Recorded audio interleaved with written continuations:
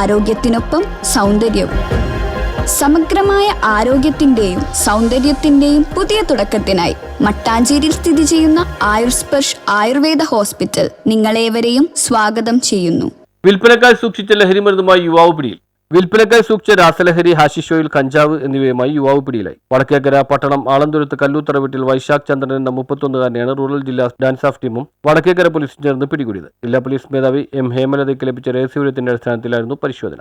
3.05 gram MDMA, 79.73 gram hashish oil, 10.75 gram കഞ്ചാവ് എന്നിവയാണ് ഇയാളിൽ നിന്ന് പിടികൂടിയത്. 21 ഡപ്പികളിലായാണ് ഹാഷിഷ് ഓയിൽ സൂക്ഷിച്ചിരുന്നത്. താമസിക്കുന്ന വീടിന്റെ ടെറസിൽ പ്രത്യേകം സജ്ജമാക്കിയ ഭാഗത്ത് ഒളിപ്പിച്ച നിലയിലായിരുന്നു മയക്കുമരുന്ന് കണ്ടെത്തിയത്. കോയമ്പത്തൂരിൽ നിന്നാണ് മയക്കുമരുന്ന് കൊണ്ടുവന്നത്. ചെറായി ബീച്ച് കേന്ദ്രീകരിച്ചാണ് വിൽപ്പനയെന്ന് പോലീസ് പറഞ്ഞു. മയക്കുമരുന്ന് ശൃംഖലയിലെ കണ്ണിയാണെന്നാണ് ലഭ്യമാവുന്ന വിവരമെന്നും പോലീസ് വ്യക്തമാക്കി. കൂട്ടാളികളെക്കുറിച്ച് പോലീസ് അന്വേഷിച്ചു വരികയാണ്. Narcotic cell DSP J Umesh Kumar, Munambam DSP S Jayakrishnan, inspector KR Biju, SI-മാരായ MS Sherry, V Abhilash, A Saireena, senior CPO Naveen C John എന്നിവരാണ് അന്വേഷണ സംഘത്തിലുണ്ടായിരുന്നത്. News bureau, Paravur.